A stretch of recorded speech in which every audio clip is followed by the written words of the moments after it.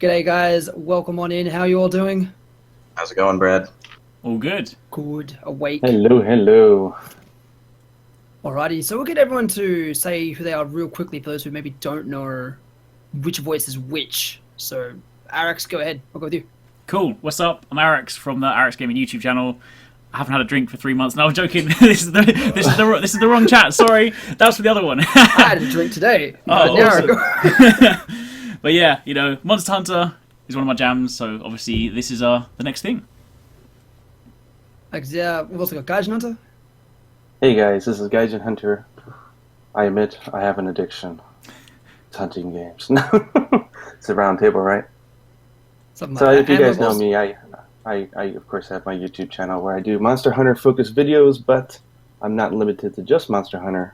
Thus, why I'm so hyped to talk about this today. we've also got Kogath next. Hey guys, it's Kogath. You guys know me from the Monster Hunter Wiki, but I'm definitely a fan of any other hunting action game there is, and the only reason I'm up right now is coffee. 5 a.m. in West Coast, 5 a.m. guys. grind. 5 a.m. Yeah, it's He's midnight taking over a here. hit. And finally, I'm Yoshi, Australian-based Twitch partner and variety broadcaster, Australia's self-proclaimed biggest weebcaster and Twitch Jesus, and also a massive Monster Hunter nut we got partnered with. We're here today to talk Dauntless, to talk a game that we're all very excited for. I know that that Gaijin, you've made kind of a list of things for us to talk about, so I might let you kind of steer proceedings because you've got more in mind than me. But we've all like all of us four have seen the trailer. We've definitely absorbed as much information as we can. There's a lot of Millions information in the times, forums, millions. in the Discord as well, and a lot more we can also kind of pull from. And we've all hassled the devs from time to time a little bit, and they've thrown gifts at us in response, I suppose, as well. But yeah, I mean, there's going to be people out there who don't really know what Dauntless is yet. So maybe we should cover that ground first. If one of you guys kind of wants to give a quick summary, I guess Gaijin have always done this best because you've done a video about it already. As what Yeah. Dauntless is. Yeah, so Dauntless, this is something that they announced at the Game Awards 2016 live stream with Jeff Keighley and all those great guys. So they had, I want to say it was Jesse on stage, but I can't be sure. I can't remember. But they had, it's a brand new studio out of Canada. They've been going at this game for about 2.5 years, and they announced it at the show. It's called Dauntless. Obviously, it seems it's a very huntery, monster huntery, but uniquely different type of title. It's for the PC.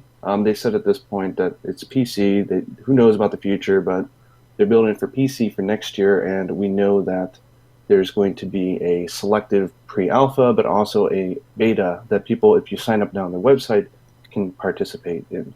So You can sign up beyond for- that, like that's all they did when they announced it. However, they have a website where they've been sharing a lot of other additional information, such as like how the game is kind of played, the atmosphere, all sorts of stuff that we'll be discussing today. But yeah, basically, if you want to be crude about it, guys, just say it's like the Western take on Monster Hunter that looks like it can work really well, and it's got its own unique style and taste. So I don't know. I'm excited to get some hunting action on a PC, and yeah, I guess that's the rundown of what it is, or at least as much as we know. One thing to also mention is it's a free-to-play game. So Yeah, sorry. you have a PC and it can run Unreal Engine 4 because it's going to be on Unreal Engine 4. You'll be able to play it. Oh, it And is devs Unreal? have already said they plan on running. I've heard UE4. They mention it in the FAQ. Yeah. Oh, nice. And it's also going to be they're aiming for a wide range of hardware for PCs. So hopefully even those like i5s and things will be able to play it as well.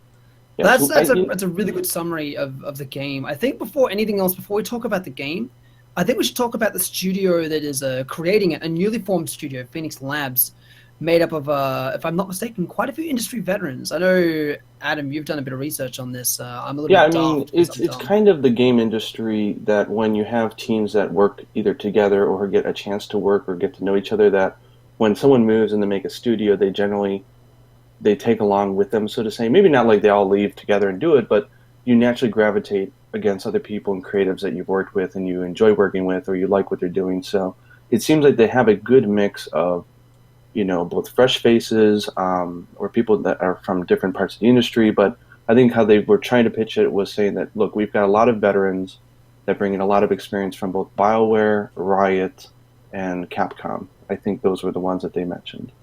So I mean, for example, you get like, Jesse Houston, who's the head of the game, and he's been very active on Twitter. He's got experience with like League of Legends or Mass Effect 2, and I think even Mass Effect 3 as well.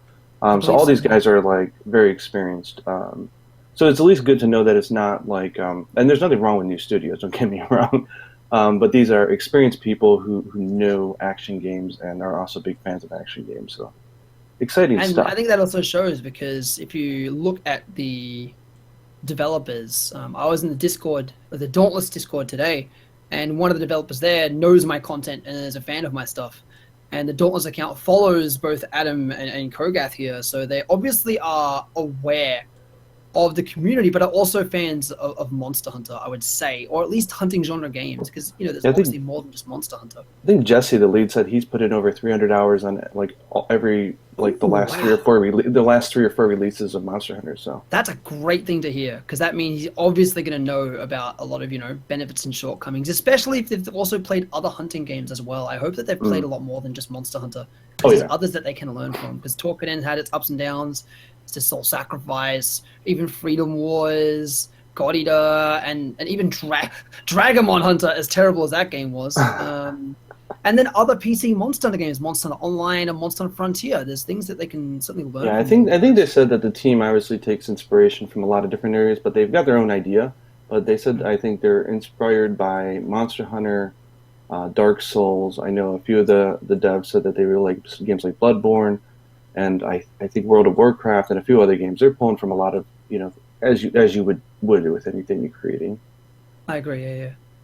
Alex, Kogath, you guys got any input on here as well? Because we keep talking a lot. No, it's all right. No, I think let's dive into talking about kind of the game stuff. So I'll let Adam control proceedings, and then we'll just start. There's definitely lots to talk about, but I think now we've kind of set the scene. I think it's good to chat about the stuff, because there's a lot of cool stuff in this. Even though we've only seen a trailer, we haven't seen much right now. But yeah.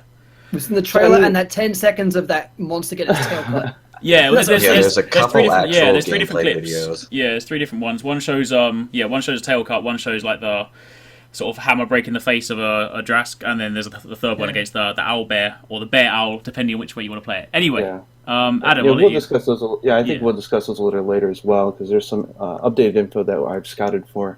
Cool. On what they've done with those. But I think one of the things I'm interested in hearing your guys' opinion on is, what did you first think? Was I think with any new concept of the game, there's the initial reaction, there's the reaction when you sit back and you watch it a second time, and then how you feel after you've had enough time for it to brew inside. I don't know, like what did you initially think when you saw it? So my initial, because the thing is, I was watching the VGAs live, and it was like, it wasn't actually until I saw the gameplay clips afterwards that it properly clicked. Like, the trailer's cool and everything, right? But there's some really, like, now that I didn't know what type of game it was. That's the thing. And now that I've seen the gameplay clips and gone back and watched the trailer, I appreciate it a lot more. When I first saw the trailer, I was like, it looks interesting, but I don't entirely know what it is. And of course, after it was announced, a lot of people were tweeting me like, "Oh, you're going to check this game out?" And I was like, I need to find out more. I then saw some gameplay clips, and I was like, okay, now I see. Now it's like a Monster Hunter. Now I'm very interested. So yeah, I think it was definitely for me, those three different 10-second clips that sold me on the game, and now I'm just like, yeah, definitely excited to sort of see where it goes. I had a very similar approach. I was actually working during the Video Game Awards. So I couldn't watch them. And I heard this game was announced. I'm like, I watched the trailer. I'm like, I don't know what this is. Okay, cool. And then one of my guys, Troll of God, whispered me directly, and a few others too. And they were like, you need to check out this Dauntless thing. I think it's right up your alley. And then likewise, I saw those gameplay trailers. And I'm like, oh, man, it's another Monster Hunter game. And I play all of them. So I'm definitely going to be keening up for this one. Now, like, once I found out what it was, and also watched the trailer back a couple of times, because there's a difference between watching the trailer as, like, not knowing anything about it, and then watching the trailer knowing it's going to be a Monster Hunter-esque game, and you're like, oh, okay, I got it to be sick. How about you, Kogath? What did you think? Yeah, I was working at the time, and I didn't see anything on it. I had a couple people mention it, and I was thinking, what is this, another Kickstarter? I'll take a look. And then I watched the trailer on the site, and I was like, okay, I get it now. Monster Hunter, okay. Definitely want to look into it more. And ever since then, I've just been researching it, bugging the devs, just seeing what it's all about, and really enjoying their interactions with everybody too. It's crazy. No dev has been like this before that I have seen. Not at least not for hunting genre games. No, for other games, of course, but in this particular genre of game. Not the Yeah, slightest. so before I tell you guys what I thought, I think that's a good point. Is mentioned that like these guys are hilarious. Have you watched the official account on Twitter? Yeah, Whoever yeah. is running that is How it many has so gifts do many they funny have like gifs. on file? Like, Their so their many. gift game is very very strong. Very It's so strong. good. Like they're responding with everything with a real clever, smart gif or response, and they're really fun to prod and to talk with. Yeah. But yeah, I'd say like the entire dev studio, it's like you'd almost think it was an indie studio, in the fact that you've got everyone from like animation, audio directors, composers, concept art, like they're all on Twitter being super active and super vocal, and it's really cool because you don't Mm. really get to get a sense always of who's making it outside of maybe the community manager and like a producer maybe. Yeah, yeah, it's Mhm. true. So I think it's pretty cool. I think it shows how excited they are at what And they're to making. Additionally, expand if on you that, look, really, they're not only interacting with the community, but they're going out there and asking for interaction. They yeah, are they are seeking conversations with all these fans just to get opinions and reactions to what they want for Dauntless. Mm. Yeah, and precisely. it If you look seems at the like they have forums, so, yeah. Go ahead.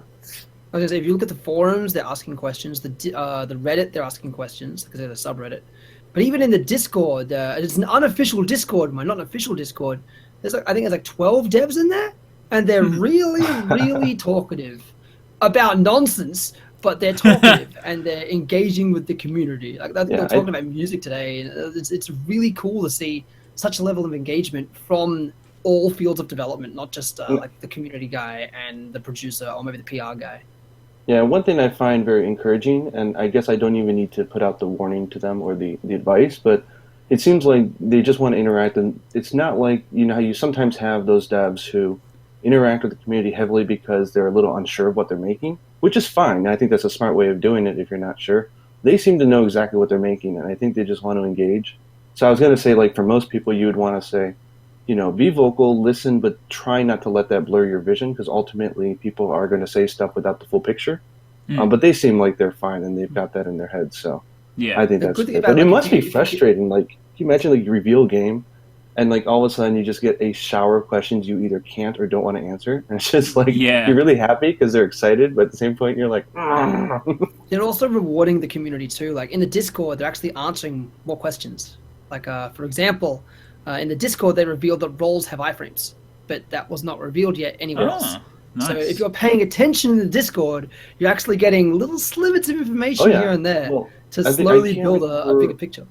where it was on what forum, but they also confirmed that the clip, and we'll get to these a little bit later, but the clips on their website that actually show gameplay are actually kind of outdated, and they are going to be doing hit lag to make sure Ah, that you know, because that's really nice. important for people who don't know a technical aspect of games like this. Is that when you hit something, what it does is it lags a few frames, and what it does is it adds weight to what you're doing, so it doesn't feel like you're just swinging, you know, a weightless The huge Great hammer. Sword's a good example for that. Look at Oh the yeah, GS, it's like you get that like that pause. It's good. yeah. So, but I guess going back to like you know initial reactions, it's kind of weird because I was at work, so I couldn't watch it live. I don't think I did. I don't think I watched it live, but I was We just were all at trying work. to go through Twitter, and it was just like a list of video for this, video for this, video for this, video for this, and I just managed to just snag it. I was like, I don't know what that is, so I just pulled it up and watched it. And for me, I don't know, maybe my senses are hyper tuned to it, but like immediately I went, oh my god, this is a hunting game. Like it's, I think it was right when the main, not the main, but the female with the sword, she goes into the forest, and you see the other, I think the hammer user running up, and Oh yeah, immediately clicked. I immediately clicked. I said, "Oh my god, this is a hunting game! You've got that's to be probably the kidding me!" first place I reckon you could see it. We should, I guess this is a good chance for us to segue and talk into analyzing the trailer, which is something we do want to talk about, is trailer Mm. analysis. I think the point where you see maybe like we've got the on my screen now, we've got the flare just came up, and then the two start running, and you're like, oh okay, what's this? Then the moment you see the rocket hammer user appear, Yeah, like you're like, I know what's going on now. I get it. I know what's going on. What do you okay? What do you guys think about the art style? This is something that I think has hit everybody a little differently. Um, I know from personal, I'll start out like personally, like when I first saw it, with anything that is kind of stylized, it takes a little bit of getting used to it, to your palate. Yeah. And I think I at think first this. I was a little like, but Yeah. I think even halfway through the trailer, though, once I saw the lighting and the expressions, I said, oh yeah, this works, and I was totally with it. I think it's one of those things where like this kind of art style, like it's definitely it's going to come into its own when you get to like, especially like Endgame. Yeah. I mean, I know a lot of these kind of games do anyway, right? But this sort of art style specifically, you find that if you have a character in, for example, one of the guys in the trailer with like the long coat or something, if you've got kind of basic armor that's not necessarily, you know, the exciting stuff that you'll get Endgame when you fight the massive monsters, those kind of characters in this sort of art style initially, you know, you might not look at it and it might not resonate with you straight away, but I would be pretty willing to bet that if you look, you know, like to Endgame and you fought like a massive beast, you've got its like full armor set, you've got spikes all over, you've got helmets and stuff.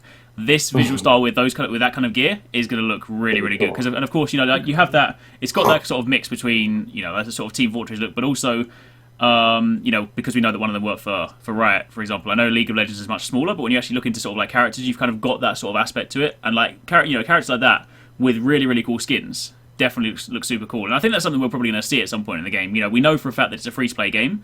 And they've also said that there's definitely going to be no pay-to-win components. So for anyone that worries about microtransactions in free-to-play, I would imagine they'll be there in some way, shape, or form. We obviously don't know this at this stage. Somehow, yeah. But the cool thing about that is these sort of games with this sort of visual style, you know, I will happily pay for things like skins and cosmetics like all day long, because they're not going to impact your performance and stuff like that. But it's going to be, because it'll be interesting as well to sort of see. You know, I'm assuming that all the gear that you kind of craft will have their own looks as opposed to like a overarching kind of skin thing. So.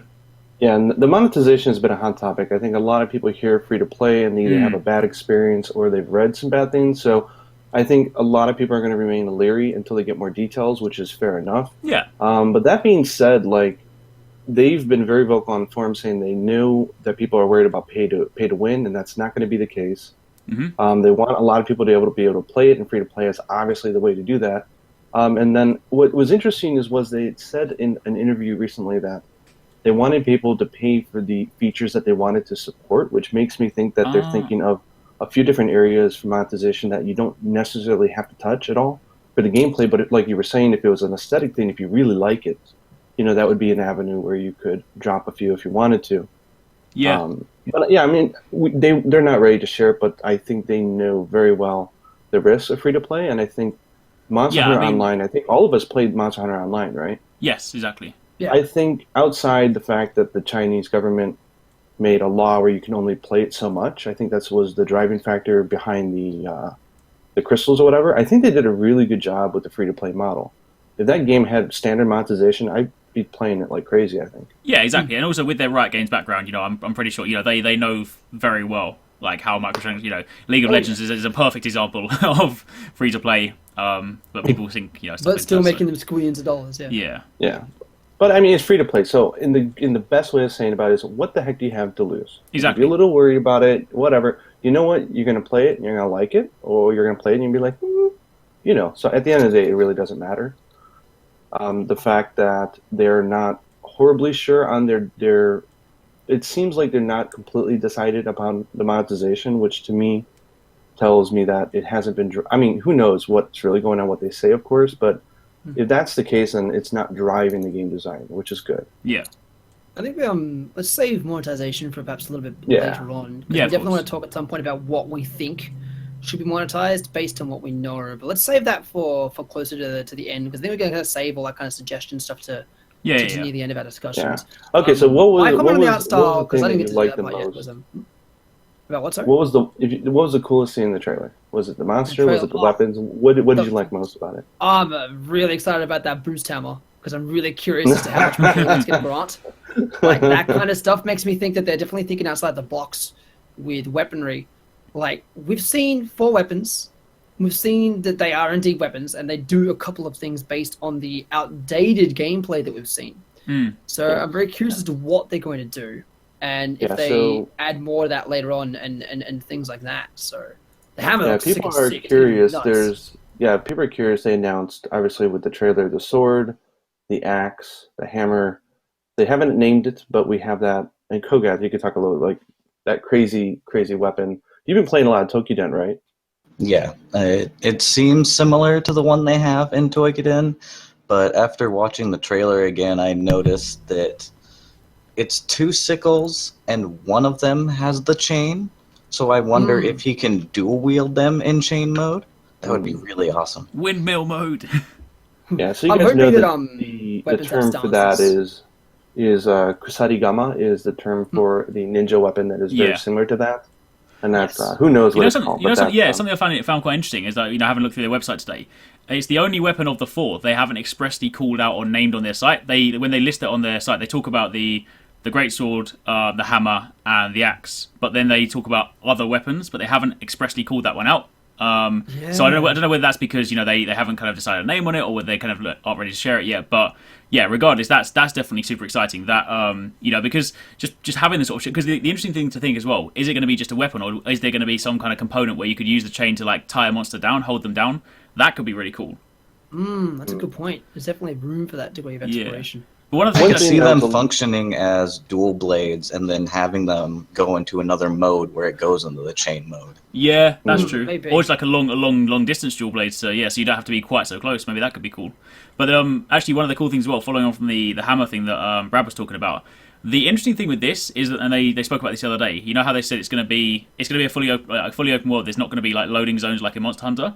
The fact that they showed movement using the hammer, like for example, just to kind of get over the mountain. I know it's a very small thing, but I feel like it hints at a pretty big, expansive world. Like because we know it's free to play, and I know it's still like it's a hunting genre, but I feel like the game might go down the route where it's kind of got some like MMO aspects, because games like that typically have like transportation methods, like a way to kind of get. To be honest, the way they've been describing it though doesn't sound quite like that. And if you look at the Shattered Islands kind of scale that you're seeing on the trailer, like one of the things that they said is that it seems very lobby based, where they want people interacting. Oh, in okay, the fair Hubtown, enough. which is called Ramsgate. Yeah, and the whole concept, and this is brilliant, I think, from a free to play standpoint.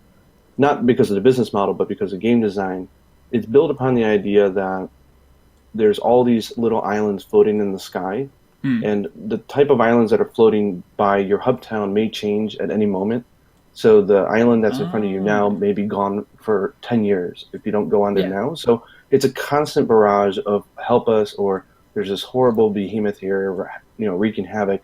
So it allows them to do like time limited events and stuff like that without having to break the lore, which is really nice. Fair. But they also said that these are kind of like bite-sized quest maps. So like when you go on, I guess like a hunt, that island is what you're going to be going to. Right. There's not going to be any loading of the areas inside that area, but it's going to be exclusive to fighting that monster. So I like what they said. They like stand your ground.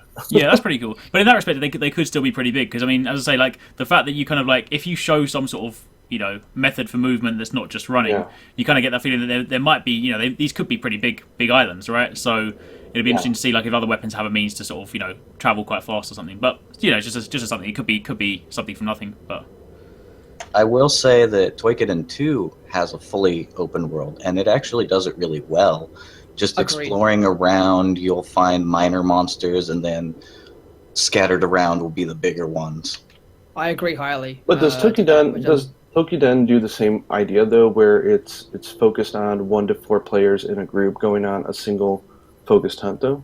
For the multiplayer stuff, yes. If you wish, I'm just kind of curious like how that works, if they have an online lobby where they want people going in and out and talking, but then you need to get 4 people and take them away from all that. That kind of seems like what they're doing here. Is Dauntless, I reckon, it's like a massive hub. Like a hub where you can be like, join this hub, I need to find people for this hunt, and like almost do like a pickup group in a major hub. And I hope we get that, because that's really going to be, I think, for a community aspect. How good would that be? Like, I have no one to play hunting games with. Oh yeah, I'll just log in the hub and see who's here. There's old mate Bruce over there. Who's he? Let's go hunt with old mate Bruce. He seems like he's not an idiot. And we'll go with that. Frontier does that, right? It does, yes. Frontier has that. So similar to a Frontier style system would be great, I think. Yeah, I think it would be fantastic. And they got to have some fun mini games. Frontier's kind of segmented. Like the less segmenting they can do, the better. What do you guys think about the different zone, like different hubs, and they've got different chat rooms, I think. And it's like it's still kind of segmented. If Ramsgate is just happy, Ramsgate. Yeah, I was really happy to hear that in a question in the interview. They were asked if they were planning any like raid bosses where you do like special event like 16 or 20 something people, and they said no, we're focused on 1 to 4 person like hunts. Damn, I think that's actually a good thing. It means I think it means that he's focusing on what's going to work and work really well. They may add that down the line. And they definitely seem open to adding features like PvP. They've said might be a down the line thing. And I think it's going to be the case of, again, they seem very receptive to the community. Well, that's a good and thing about seeing free what to the play as well, community right? wants. Like free to play models, you start with a strong base frame rate that everyone framework that everyone still enjoys and whatnot, and then you can kind of gradually work things in further down the line and whatnot. So yeah, definitely, he's obviously got a solid base. That's the most important thing.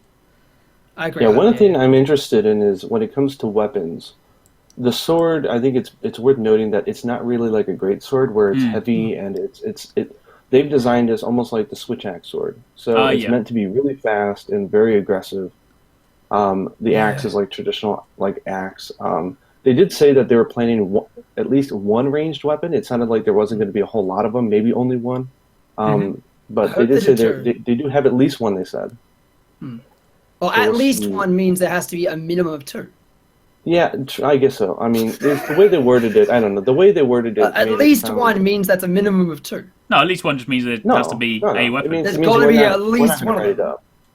Oh, who Yeah, knows? it means minimum Just or means it maximum a of minimum of one. Yeah. Yeah, I guess. Yeah. Semantics, but I'm I would kind of like to wondering see. if I would like to see two. what do you guys think about the idea? And they have not mentioned this at all. This is just a thought in my head. If because there's nowhere to run, you're not a hunter. You're called a slayer. Mm. It's like hunting with a vengeance because these are bad monsters. These are not like monsters that are just happen to naturally get in the way. These are real like bad things that you need to kill. What if they do like the Bloodborne route, where there's no defensive class, in which the game is all about aggression? Interesting. Yeah. I think Oh, so you're just full on attack mode at all times. yeah. But that's just isn't that just like Torkadins like that? Well, no, I mean that's an it's all right. interesting concept because if you look to something like Monster Hunter Double Cross, which has just introduced Brave style, that kind of style is built around because Yeah. because obviously one of the core aspects in the game is this the ether, right? And you can obviously you build ether when you attack, and you can use that for more powerful attacks. And of course, the only way you're going to build that, I would assume, is through attacking. Maybe you get it through being hit, but basically in the same way you build a hunter gauge, the more aggressive you are, the more you're rewarded. So I guess in that respect, a good defense is a good offense, right? So maybe that's how it works. Yeah, I'm curious. You're gonna have to scratch my itch for me, guys. I'm kind of curious how each area around the world pronounces that. The AE, I'd say ether. THER. Is it Aether, Ether, Ether, Ether? I say Like, I say Aether. I say I say ether. ether. I'm the Aether weird one for then. Australia, Fine. Ether for America, and what for UK? Ether. Ether. Okay. It's just Australia. Ether Then. lives- Whatever. Australia, mate. You just got to be different, huh? I'm surprised that me and the US agree for once. Normally it'd be like, no, you got it completely. No, you got it wrong. It's AE, Yeah. not E, you chumps. You know. To So, me, in case this, people don't know, like one of the concepts that they talk a lot about, and you'll see it in this trailer here, is that they're building everything, and they're doing a unified sort of elemental called Aether or Ether, or however you want to say it. And the idea is just the life force that comes out of the earth, and that you see it here with the hunters or the slayers. They're putting it in their weapons, and then the monsters suck it up, and they can use that into whether it's thunder element or fire or whatever it is. So it's just a collective lore saying that there's this energy source that both the slayers and the monsters can sort of take in and use against each other. Just so you know, like ether is a word that's thrown all over the website. It's like you got the Ethersmith is the blacksmith, and etheric attacks and all sorts of Aether stuff like Arcanite that. as well. Yeah. Or like the monster carve, which seems to be just the standard carve, which we'll get into later on when we talk about mechanics. What do you guys think about the name of the game?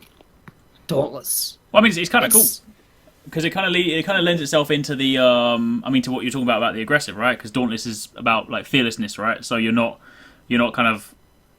Oh, I think that's basically what I translate. Oh, not translate that. Sorry, it's not a foreign word. I mean, like means Dauntless basically means like fearlessness and sort of something like that. So in that respect, it kind of suits it, right? You're all about you're up against these monsters. You're facing off against something that is infinitely bigger than you. That's probably going to kill you, but it's probably it's kind of cool. I think the name is also just obscure enough. It's a little bit. It leaves a lot to the imagination. It's not like Monster Hunter. I wonder what I'm doing. God Eater. I wonder what I'm doing. Talking. I don't know what that means. You're gonna Like- eat guys. Like I think it leaves that bit of guesswork as to like what's this game going to be about. Oh, okay. And I think it makes it. I think it also helps it be more than just a hunting genre game. Because I don't think its aim is to be a hunting genre game. It wants to be a little bit more than that, and I think the name kind of suits that. Yeah, and the name's definitely very strong. It just, I don't know, there's something about the word, just dauntless. Dauntless. I just like that you hit the hard D, right? The Dauntless. It's I could bite to it, you know. Mm. And I really They should like have that that as like an audio bite for when you press start on the menu. Just Dauntless. dauntless. Dauntless, dauntless. Yeah. It's like every Capcom, like Resident Evil does that too. Kind of sounds I like a love sort of the. game show as well, in a I was cool gonna way. say we just missed it, but I really like the icon or logo for the game. Oh yeah. It's designed like a floating island, but in the floating island underneath it is the face of a monster. Mm. They did say that it's not Drask, which we'll get to the monsters. It's not him. It's just a representation of what they call the behemoths. I think I'll just call them monsters, Yeah. just because I'm used to saying monster. Yeah, that's fair. But they call them behemoths in this game. It's based off of that, so that should be fun. Mm. There is one thing I've been noticing on the trailer.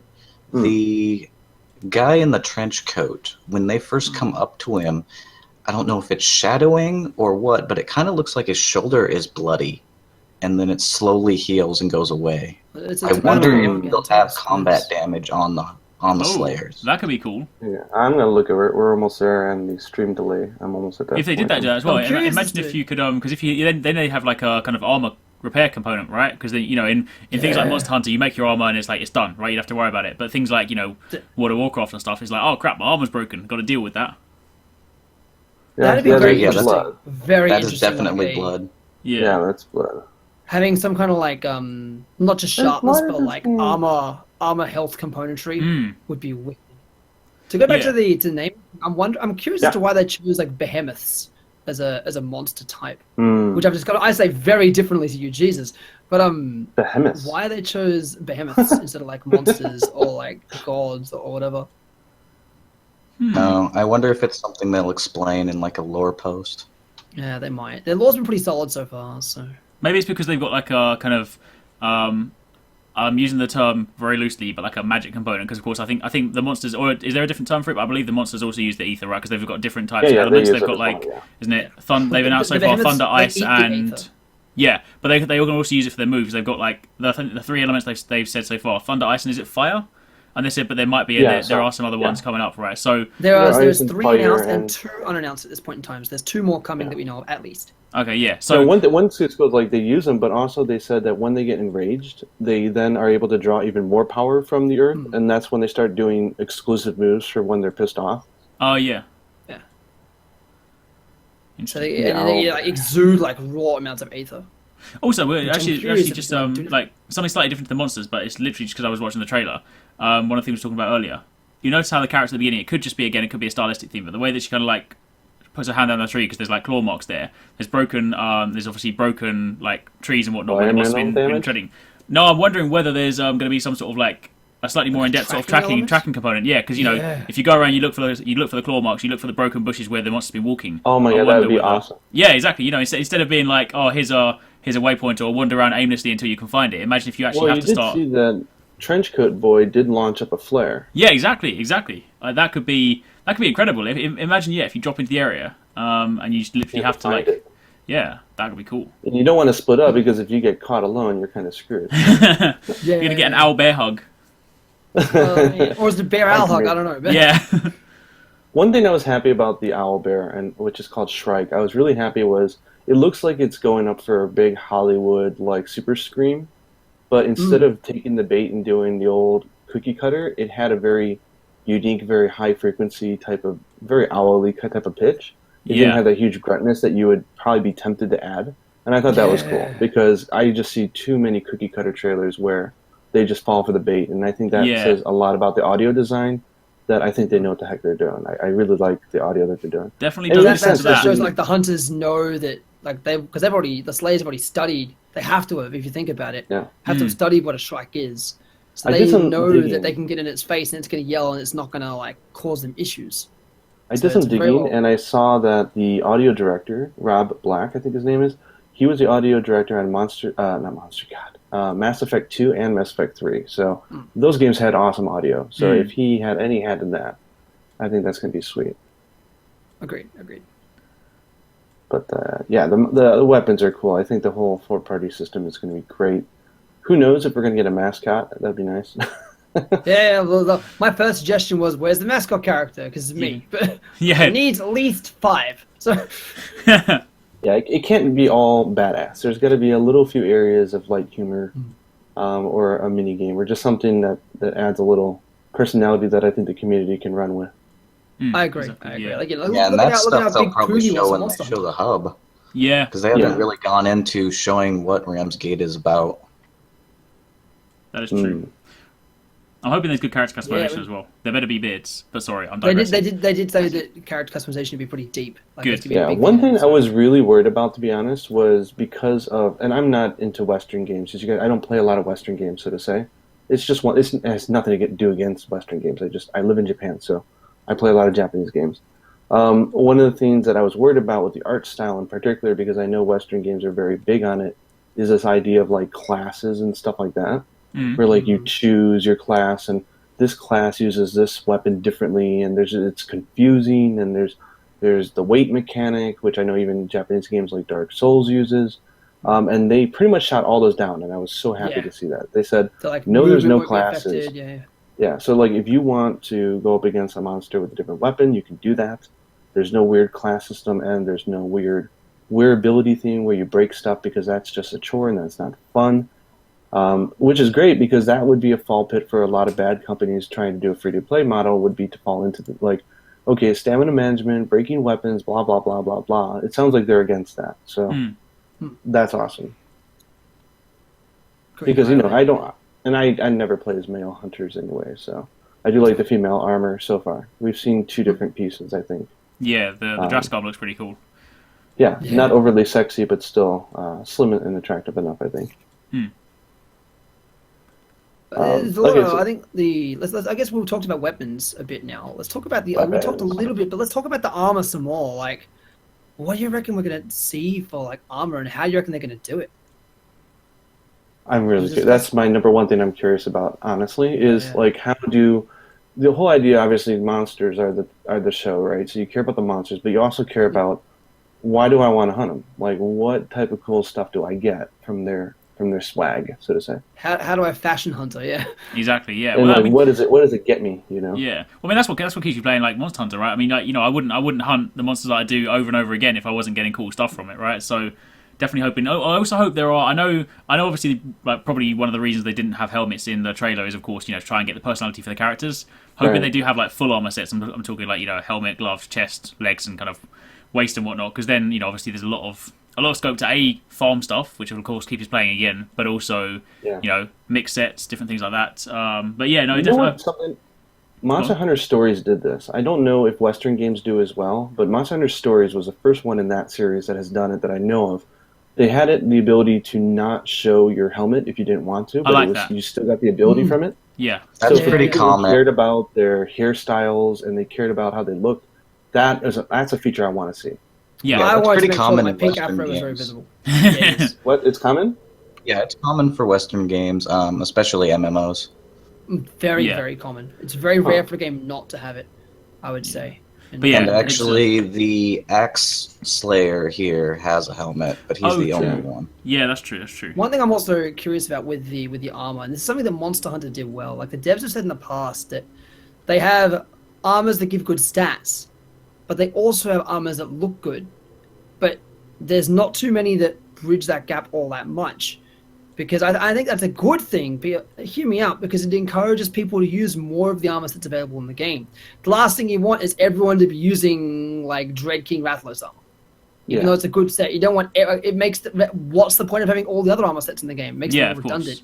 I think it's definitely very important to have that kind of divide so that people are encouraged to use not just the one armor set, but like multiple different armor sets to really kind of make the most of it. And also, you go into a room, you're going to see like there's people with all different kinds of armors, and also gives you the ability, maybe make armors for certain situations. Like, maybe there's one that's better for fighting the Drask, or one that's like specifically for lightning element monsters, or one specifically for this kind of damage. I do hope that they really kind of go down that armor skill path as well, that Monster Hunter's done really well.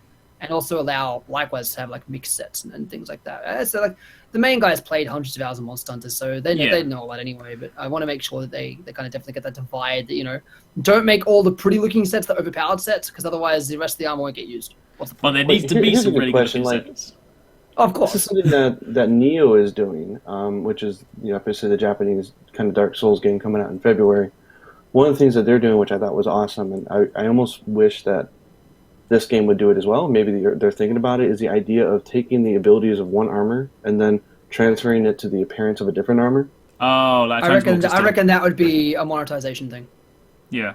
Because that would be awesome if you could pay for an item that would allow, like $2 or whatever, that would allow you to take your abilities from this armor set that you made and then transfer it to the appearance of another one. I would pay. That'd be awesome. Yeah, that'd be. For me, that depends how they make armor sets in this. If the armor sets are a little bit randomized, then yes. If they're always the same thing, then I would not like to see that.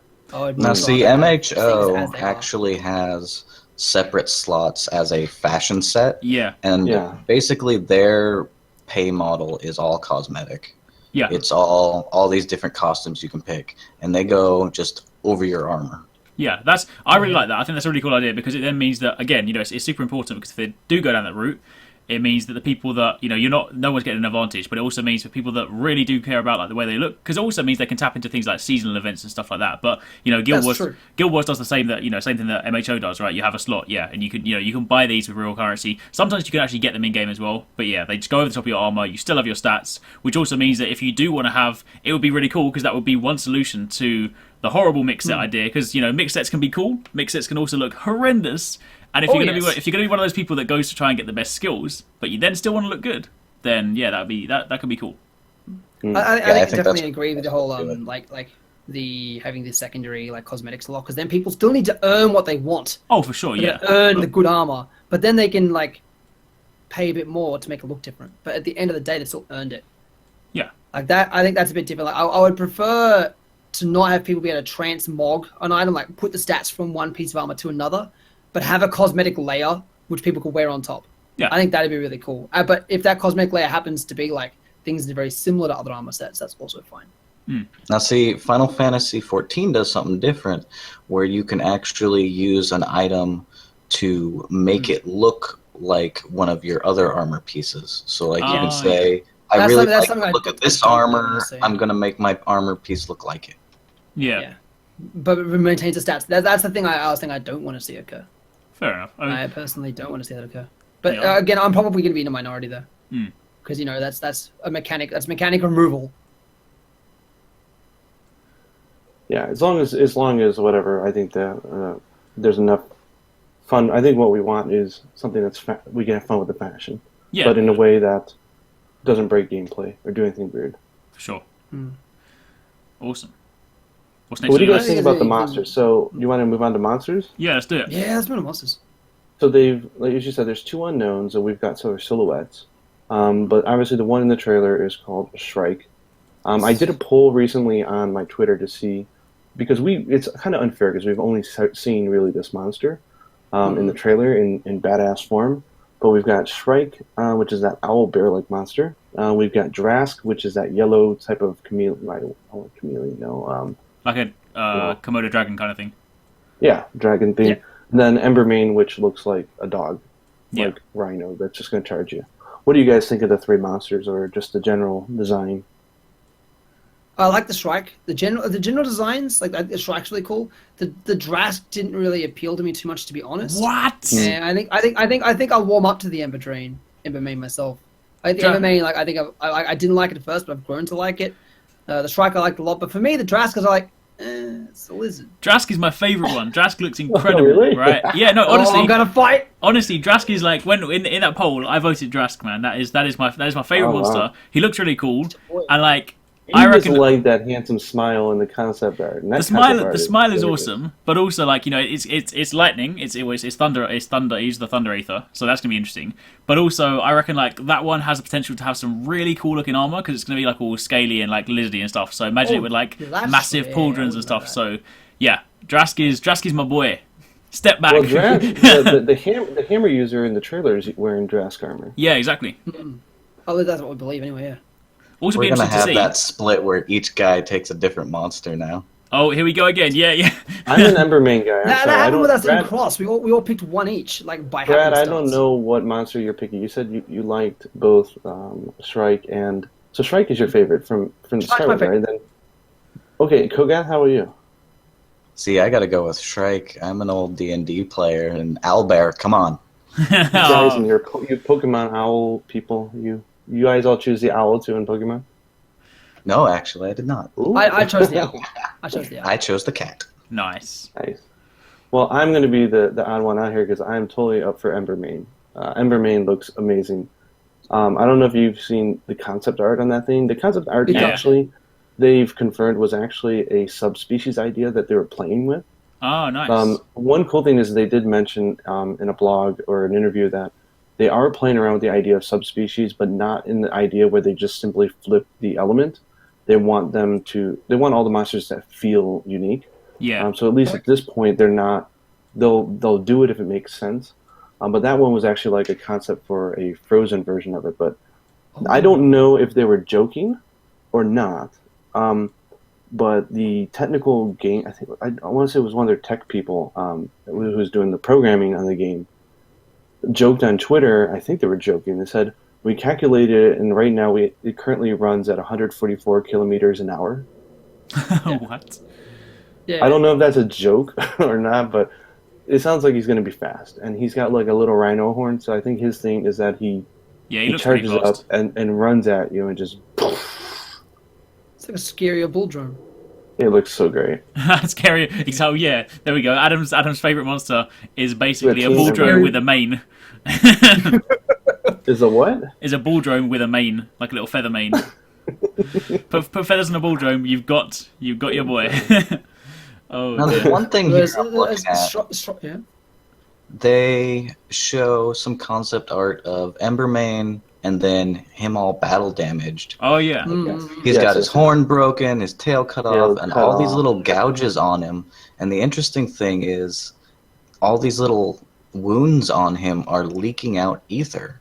Yeah. They are. I wish Yeah, I don't know if they're leaking I it got these out, ready for but- broadcast, but The image that I saw, like I featured that one as well, and I think there's two things that they're showing, and I think it's kind of confusing. Is one is, and this they had this with Drask as well. If you watch the gameplay clips, when a monster gets enraged, you can see the ether sort of flowing through their body, like as veins.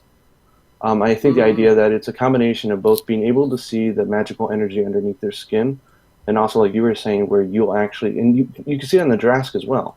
As you beat them up, they'll start to get like body damage, like cuts and bruises and breaks and stuff like that. But these things look like they are super powered.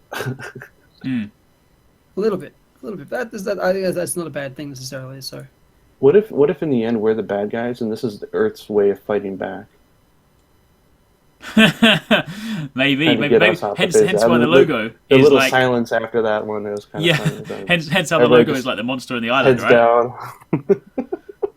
Oh dear. So there, I brought up on the stream. There's the Emberbane for those who had not seen it yet. So it's a cool looking monster indeed. Cool. Look at the concept art. Okay, I'm gonna shout out like concept artist. Man, did they do a great job. The concept art is Oh, yeah. so top. And have you seen the high resolution that they offer on their website for some of these things? Oh yeah, it's nice. It's up to like 4K or some crap like that. They're unbelievable. Mm-mm. Oh, I'll bring up some of the believe- I've actually got a I concept believe- art image here. I'll bring that up now. I don't know if It she's looks fucking alone, but I sick. did see the concept art is actually on Twitter. Katie de Sosa, I think. But awesome work. I really love the concept art, and concept art does have a huge effect, I think, on game design in fleshing out the general feel of the universe. Yeah. And I really love what they've done. Some of the concept art looks freaking amazing. Like I've just pulled one up now, and it looks so good. This is the one that they think they said they were partial to in the office. One cool thing is like there's because the community is so awesome, with both Monster Hunter fans and just fans in general. People are already drawing fan art and sending it to them. Yeah. That's And awesome. they've already got their wall. They've already got their wall. Yeah, they with got the their wall little out. wall where they're gonna put pictures of some of their favorite art that they're getting from fans. Mm. I wish I had artistic ability, but I don't. It'd be like a stick man or Right. something. Well, they're doing a quick shout out to them as well. They're doing a competition at the moment on subreddit because they've obviously just launched the subreddit. They're doing a competition to design their snoo, which is like the little Reddit mascot, basically, and like a Dauntless themed one. And if someone whoever they choose gets guaranteed alpha access. So if there are artists out there that want to design a snoo, head over to their Reddit. Hey, if you guys want a hint, I don't know if this will help you win, but the head said that if his team got his way, that the mascot would be a red panda. So if you designed it as a red panda, maybe that'll be the one. Maybe that's a coming up. Maybe that's an upcoming monster. It remains pretty close. So. But imagine maybe like owlbear, and then you have like red panda. Who's like a massive panda who maybe has a mountain on his back. Maybe that's what the logo is. It's like a panda with a mountain on his back, and he is like the ultimate. Anyway, sorry, I'm going down the crazy route. I'll let you get back on track. No. I was going to say, with the image you just threw up there, Brad, they did confirm that there's going to be gathering in the game.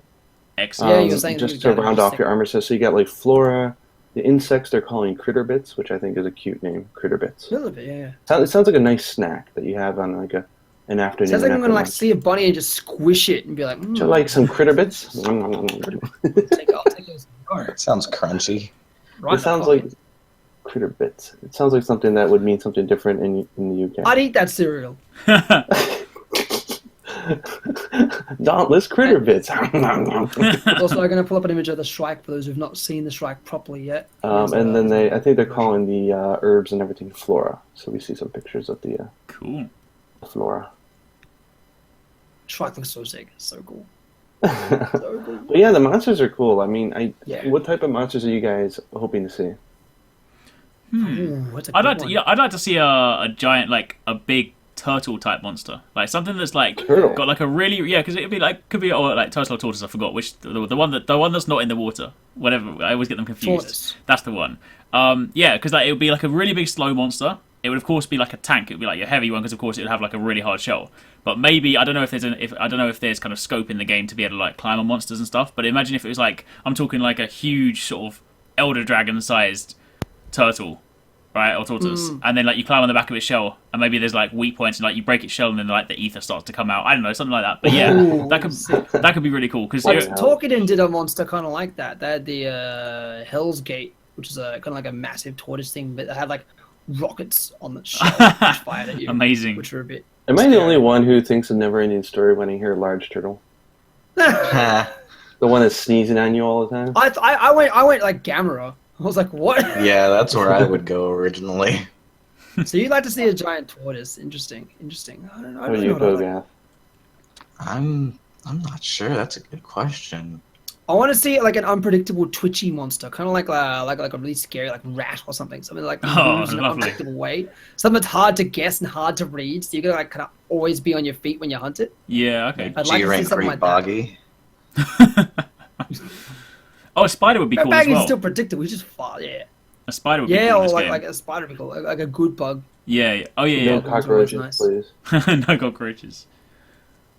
A three-headed dragon. I think it'd be better if they actually don't put spiders in because there's so many. It sounds like a weird thing, but there's so many people I know who are arachnophobic who don't play games with spiders in them. That's not my fault. Thing. I know so many people, like probably about 20-30 people who are like, I can't play this game, it's got spiders in it. Well, then you know what? And this is horribly sidetracked. You know what would be cool is if some indie developer made a game based where every enemy is something that someone has a phobia of. You have clowns and spiders and high stages with heights and everything. Well, if you're scared of spiders, right, then you're not dauntless, right? You're not fearless. So exactly. You're not ready to play the game. Not ready yet. Not ready. Conquer your fear. It's not a real spider.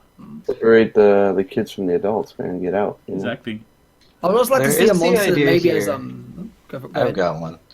Now, if we do like a multi-headed monster, except one that each head could track different people and attack different ones. That'd be really like cool. that. I maybe use the Instead of just kind of like the generic attack in one direction. Yeah, it would a actually monster that can focus attack on different multiple people. hunters. Yeah. A Hydra. That'd be cool. really sick. Especially if it had, That'd be because if it really had three fortunate. heads, you'd have like a team of four. Like 3 people would almost like kite the heads, and one person could like go behind and like attack from like the weak point or something. That would make for a really cool solo run. To say taking down the 3-head Hydra solo.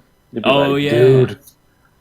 I like monsters which would force you to hunt differently per se, and really require you to take those kinds of approaches would be Here's really an cool. I'd like idea to see that- also one that like has like slight teleportation mechanics.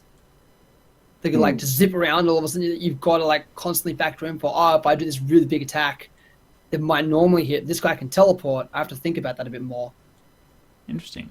I want a giant enemy I can't, crab. like, wait for openings. I want a giant enemy crab, An enemy so I can crab. flip it over and attack its weak point for massive damage. For massive damage. Oh yes. What's a daimyo? Understood. But I think there's so many cool. Like we don't know how many monsters they're going to release in this game, but there's certainly a lot of cool ideas. I think that could be on the table. Yeah. They could make things that are fully unique. Well, we don't know yet. We have no idea. Well, Well, because Yeah. it's on PC, it's a lot easier and cheaper than doing first-party Oh, yes. game machines when it comes to updating or patching or Mm.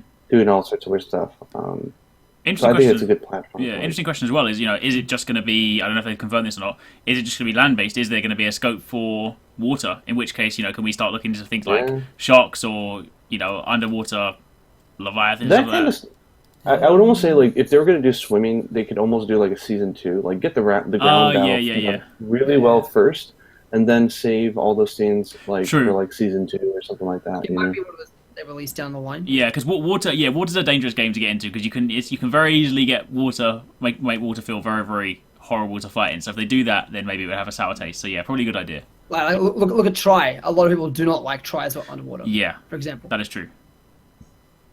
That is very. You know what- I think those you know kind of what things are got me very easy thinking to get was- wrong. I think I'd like to see something sort of like the Last Guardian, and the idea that it's not an established monster, so to say. It Yeah. feels like you're not quite. You can't go. Oh yeah, there's the chimera. Oh yeah, there's the owl.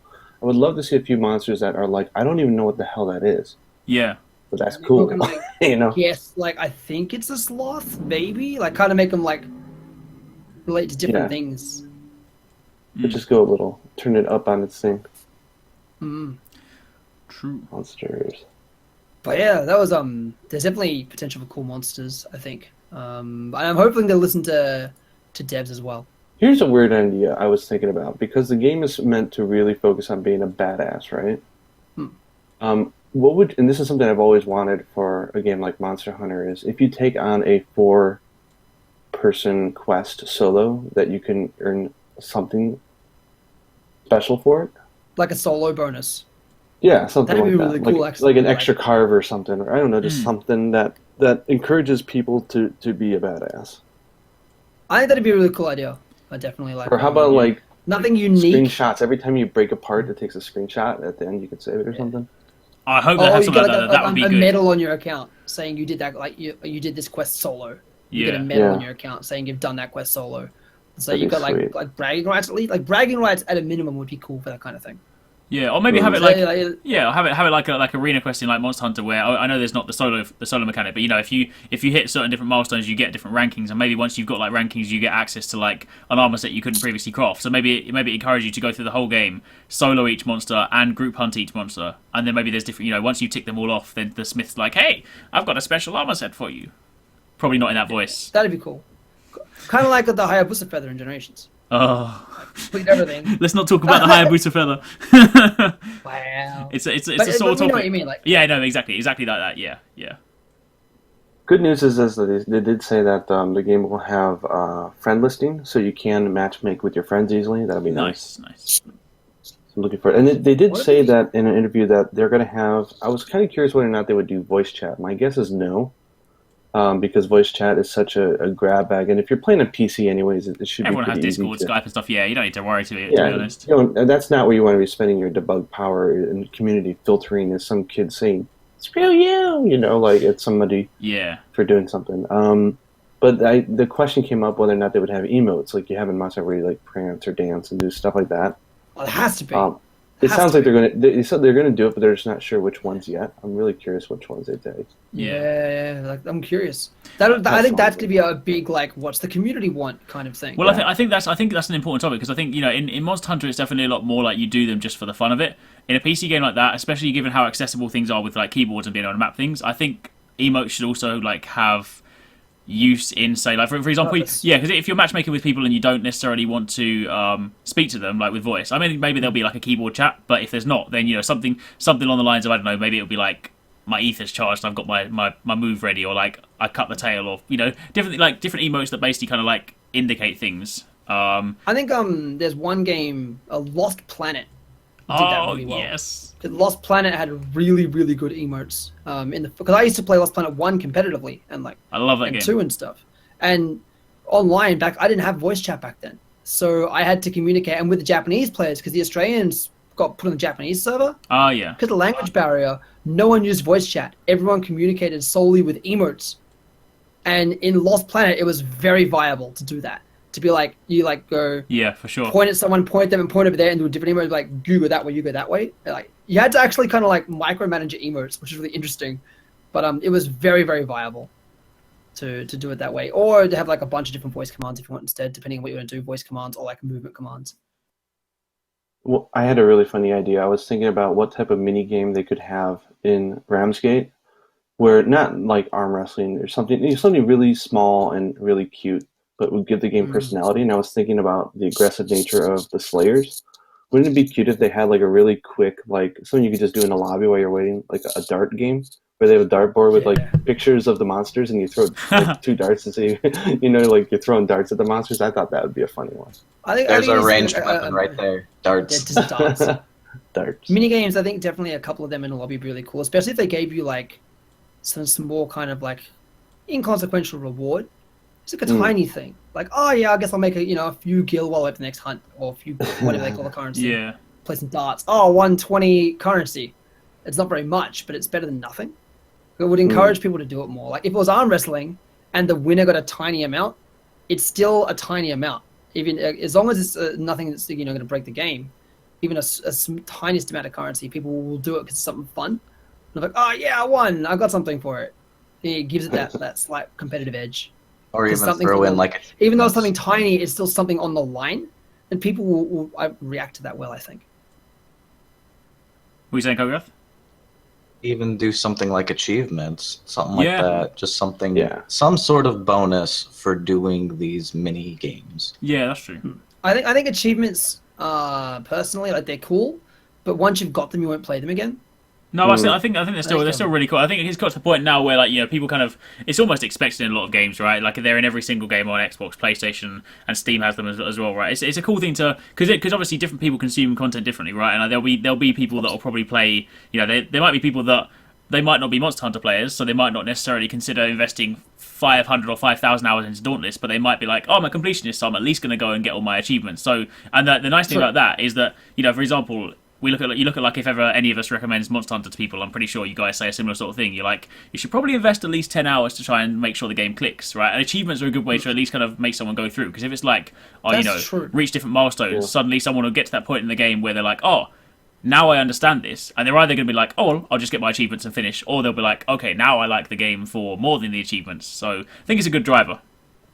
I see achievements as kind of like goals, just a bunch of mini goals to go for. We've also got to remember here that this game's obviously trying to appeal to more than just the hunting genre crowd. Yeah, exactly. Yeah, I mean, if it was just the hunting genre crowd, they would make it free to play. Yeah, because they'd know we'd buy it. Yeah. Also, achievements can even have they can even have cosmetic things tied to them. It could be like if you I don't know, hunt like 100 Drasks or something, maybe you get like a special helmet that is not the one you craft. That's like I don't know, whatever it is. But the point is like having things tied to them, then it makes them a little bit more valuable than just I got a little bit of text that says. Even if it's just like the same Drask armor, but the helmet is a different shape. Yeah, it's the same armor skills. Exactly. Yeah. You've got you got like a cosmetic upgrade for doing 100 Drasks. I think that would be really cool. Yeah, exactly. I'd love to see like exclusive cosmetic upgrades locked behind achievements. I think that's because that's the ultimate I earned this. That'd be fantastic. I'd love to see that. Yeah, like Final Fantasy 14 does this with titles, for example. Like I did 30 subquests. Now I can call myself a Baron, for example, or something like that. Like those kinds of like achievement locked rewards. That I like the idea also. Cool. I like the idea of, and this goes back with the hairstyle, being able to see it, is if you had exclusive achievement unlocked hairstyles. Yeah. So I think the idea is that when people see you in a lobby, they should go, that guy right there is a badass. Yes. Like they should wearing be able the afro. To know that took an hour, like 20 hours to get the afro. What the hell is that? That would be cool. That's what, especially Yeah, or if it people who does have a like lobby Dota, system. Yeah, that's one of the coolest things. You jump into MMOs, right? You go into things like Warcraft or Guild Wars. You go to the town and you see someone with like this amazing armor, like an insane weapon that you know took a ridiculous number of hours to get, and you're just like, I want to be that. So yeah, that's cool. Damn son, yeah. Well, then you also have the culture of those people, and I'm not one of them, but they like to get all 4 people in the same wacky get-up and then make videos of them going out and killing stuff. That's always great fun. I really hope that the game has some wacky armor sets. Like, it needs to have some. I think it needs to have that little bit of... I think here's where Monster Hunter did really well. I don't think any of the others have that little bit of goofiness. Just a little Monster bit. Hunter has Monster a lot Hunter's of got just enough. It's got like enough goofiness to keep things like kind of funny and interesting. I don't know if any other hunting genre game has really done that. They take themselves too seriously, or... Yeah. I think they all are very, very... Tenko has a little bit of it, because Tenko is kind of anime. God is really anime, but even that hasn't got a whole lot of it. But I think Monster Hunter has got that tongue-in-cheek, that kind of like happy nature down pat. Because it kind of makes you feel like the hunters, when they're not hunting, as people that like to have fun. And like just have a good time. They're just drinking, having a good time. But when it comes down to hunting, it's serious business. Yeah. I mean, it all depends what Phoenix want us to perceive Slayers as. Are they these just people? Are they these like superhumans? Like, we don't really know yet about what a Slayer is. Because keep in mind, in Monster Hunter, hunters are technically like superhumans. In God Eater, you're literally merged with like a beast. And in Torquedan, you have a spiritual connection to ancient figures of worship. So they've all got this special thing about them. We don't really know if Slayers have that yet. And if they do have it, what it's going to be. Interesting. I'm just looking at this bullet point list I have of some other random things that we've learned about the game, and I don't know where to fit them in. So if you guys don't, I'll just go through. Just drop them. Yeah, go. Drop them. So one cool thing I'm very happy about is that there's not going to be any IP blocking. Oh, yes. Cool, So nice. that for people who are in countries or areas, like I was afraid that I'd be IP blocked out from playing it because I'm in Japan. Of course, extra Japan. That would immediately kill all interest in the game if I can't play it, of course. But they said no. It needs to be not IP blocked, but also not server locked. Like, it needs to be both. You can't like block people by IP, but you need to be able to show people can either pick their region or just have one massive region. With, like, they said that they're thinking deeply about the server stuff, and they're looking into what to do with that. But I'm sure they're thinking very much about a good experience. I think with the wake of Monster Hunter being online and people playing with others from all over the world, and in a game like this where the lag is not really that bad, it's less consequential. I think it's not versus, it's cooperative gameplay. So if you're a little bit laggy but you can make it, it's not a big deal for anybody else in the hunt. Exactly. I think it's going to be better for them to kind of go in there, like have a massive lobby, let everyone join the same server, kind of thing, or like tree of servers. And then if people want to make rooms with people with good ping, they can, but it's not be all end all. Like, Monster Hunter doesn't even show a ping rating or a lag rating. I think that's bad personally, but that's how little they kind of function that in. Well, I mean, with the benefit of being a PC game, I would assume because this is client server and there's an install, you could, if your computer is lower less, you could probably lower some of the graphical settings, right? And that should also decrease some of the load, right? Yeah, they have said they're going to plan to try and have this have a wide hardware coverage. So they will be playable on weaker machines. It's another good reason why I really don't think they should be touching PvP. At least direct PvP. Like an arena battle thing, like Monster Hunter Fest, I think would be genius, where you have 2 teams of 2 people going into the same hunt from the same selected gear and see who finishes faster and give an award. That would be cool. But I think the cooperative nature has to be at the core for a lot of reasons. But that's another one of them, I think. I've only seen PvP on one hunting game, and that was that knockoff of Monster Hunter. Dragamon Hunter? No, the really old one. I can't remember the name of it. Hunter Blade, that was it. Oh, wow. And it was horrible. It was just incredibly unbalanced. I mean, the weapon types in Monster Hunter are balanced against monsters, but against each other? Not hunters, no. Exactly. Yeah, it's like a whole different thing you'd need to kind of... I think PvP would need to be kind of very, very separate, almost. Yeah. But then it's just tacked on because it is. It's hard. Yeah, I would implore them. But you also not to get, like, too much about if PvP. you put in PvP, you get the Dark Souls community flat out. The Dark Souls community, the Soulsborne community, they love their speedrunning, they love their PvP, and they love their lore. You get those things in there, you get access to that a massive community. So I think they should definitely look at it at some point. I think the game will be better by having it in it, but it's going to be very hard to execute correctly. Yeah. Well, there's already a big focus on lore. You can see that in all their posts on the site for sure. Oh, definitely. I think that's. I definitely think the game could use like Monster Hunter's lore is there, but it's confusing at best. It's not really there. It's confusing at best. Monster Hunter 4 was great. It had a story. Yeah. Monster Hunter Generations has zero story. I mean, so much to the point that even I was a little unhappy. I mean, they didn't even explain like what a hyper monster is. I didn't explain anything. They just said, "Oh yeah, there's some dangerous monster out there. Go get it." It's hyper. What's that mean? Oh, just kill it. It's mean. I don't know why. Why is it mean? mean? You got out of the wrong side of bed this morning. But yeah, lore is great. I think lore helps the community get maniacal about stuff. I mean, I've been reading every little word I can get out of them. Oh yeah. To the point that I'm already particular. It definitely gives people another attachment point, especially if they go down to, if they look at maybe they have factions down the line. Putting in lore allows them to, with lore existing, it gives them much less trouble expanding down the line. And as they're a free-to-play game, they're going to expand. Having a solid lore background there means they can factor that in. Like even the fact with the changing islands every day. That's how they've factored in seasonal events. Like they've thought that far ahead. So obviously they're taking lore into some very, very big considerations, I would think. Yeah. Oh, one thing, talking about overall execution that I thought was worth mentioning is that Monarch Audio is doing the songs, and they've done, if you go on, I've looked and listened to just about everything that this guy Chris has done, and it's just fantastic. Like he's done the theme song for Amidala for Bloodborne. You've got, and that was one of my favorite from this. Like Bloodborne, he's done stuff for Mass Effect, like all the really high tense but really kind of eerie, creepy, atmospheric type of songs. He's done tons of this stuff. It's insane. I think they hired a really good guy. That's awesome. I'll have to definitely check that out later on to see what I can find.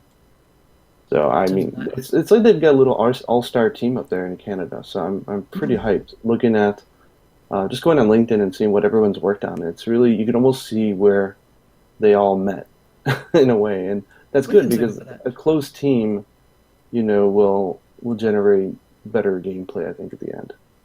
Yeah, I really want to go up there to Vancouver and just meet these guys, because this team sounds really like an all-stars team. It's a lot cheaper for you to do that than it is for Adam and I, so... Yeah, it's just over the border for me. I'm not that far at all up in Seattle. Yeah, it's like a 30-hour flight for me, so... Go get intel for us, Koga. Go. It's like a 3-hour drive for me. What? I'm gonna be in America for E3, so hopefully there'll be E3. Hopefully it's playable E3. Hopefully, or playable before then. Give us the alpha, please. Well, no idea if they're doing a Japanese version because I think PC is just a hard platform here in general.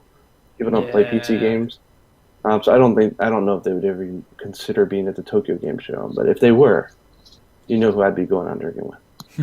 Well, hell yeah, I'd be like, let's do this. Here's some other random bullet points that I had. They were talking about whether or not you could play it using a gamepad or a mouse. I'm really hoping they keep it to gamepad for at least the gameplay because that's how I play PC games. They did say they said that one of the things is they can't come up with an idea where, and I could see this being the thing, and I think the menus and everything in Ramsgate is better suited for a mouse. Right. Where the combat works fabulous on a gamepad. So I personally wouldn't care if you had to use both. Yeah. Oh, I wouldn't. Yeah. But it sounds like they're trying to find a solution where if you want to do gamepad only, they're trying to find a way to make it work. I think they should look at Final Fantasy XIV as a good example of that. Final Fantasy XIV is a game that does keep a controller. It's an MMO that people will still play end game with a PS4 controller with other people who use PC. I use a PS4 controller for Final Fantasy XIV. So it works for menus and everything really well? Works for menus, works for everything just fine. I have no issues with it. I think I need my controller vibration feedback. I need it. You have that on 14. It will vibrate. Nice. And going on, for me, Monster Hunter Online and even Frontier, I can use mouse and keyboard just fine for the games. Yeah, that's true. It works great for me, but I can also switch over to a gamepad. True. Okay, here's another random one that I thought is so good. Because you guys know me, my original first main weapon in Monster Hunter was a lance. Yes. And there's one thing that the series needed to get rid of. It was friendly fire, hitting your teammates. There's going to be none of that in this game. But that's some of the best I stuff actually about like Monster that. Hunter. I like that They've that's there. confirmed no I'm friendly sad that fire. that's going away. No, it's forced good you to because they found ways after all these years to make it take advantage of it. It never was always that good to begin with. They've made it much better. Yeah. To be honest, right? But just because there's no friendly fire doesn't mean that there won't be special actions that you do that would technically hit somebody. I think what they're talking about is when you're swinging with your sword and you're very obviously not trying to hit them, you're not going to make their gameplay worse. No, I definitely agree. I mean, it does make more sense because, to be honest, like in games like this, I mean, this is probably where they're coming from, like a Western side of development as well. You look at things like MMOs, for example, and you play. I mean, I know it's not an MMO, but I'm just using it as an example because if you're fighting, say, like a raid boss, and you have like a team of people, and you need your DPS guys to focus on a particular part of the enemy. If you had to worry about hitting each other, you have like nothing like that. And while this game is obviously a completely different style of game, I think it's important because if you are if you're fighting like a new monster and you know, for example, that its head is the weak point. Instead of saying, right, I'm the hammer user, I'm going to stay at the head while you guys go elsewhere, you'd be like, well, no, everyone just pile on the head. Get away. So I think the only thing I'd like if they ever did it in like Monster Hunter would just be to like, because in Monster Hunter Online it's not there, right? There's no friendly fire. It would just be like it is there actually. Oh, it is in the high rank hunts. For the lower rank hunts, it's not there because you're still getting used to the game. Fair enough. But once you move up, yeah, it's there, and I launch people. Fair. Because what would have been cooler in that respect would just be like have it off until the hunt is finished, and then you have that 20-second window where you can mess around with each other and just like kick people in the air and stuff. But, like the moment the hunt's done, it just activates full friendly fire and makes you go nuts. That'd be sick. Actually, that'd be hilarious. So, like, there's one negative to that: interrupting carving. Yeah. Oh, true. yeah, good point. That pisses me off. True. Just make carving invul against friendly hunters. Easy. True. That's abusable in its own way. You know what? I would, if they haven't thought about it, I do love. I mean, they can come up with something unique, but the idea of carving your reward, there's something visceral about it, and something that makes you feel like you've earned it. I really hope they don't just go with the item screen. Here, you got this.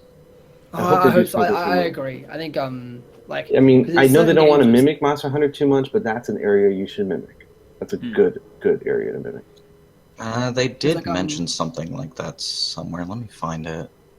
Because I don't feel like a wholesome satisfaction in Torquedan, for example, when I spirit away the monster and get an item. It's like, cool, I did that, I got the item. Whereas you get your 3 carves, and you've even got that almost that little bit of hit lag when you carve the monster. It's like, or take it to the next level. It's like a scratch. It's a scratch lottery ticket. Essentially, it's a gacha, right? Like you scratch it, you see what you got. It's kind of like ooh. Even better on PC, you make it so that once you defeat the monster, you all have to pick it up and carry it back to Ramsgate, right? And if you're playing it solo, you just have to grab it by its tail and just drag it for ages. See you in 3 hours, yeah. Yeah. Or maybe here it is. I put it in your found back.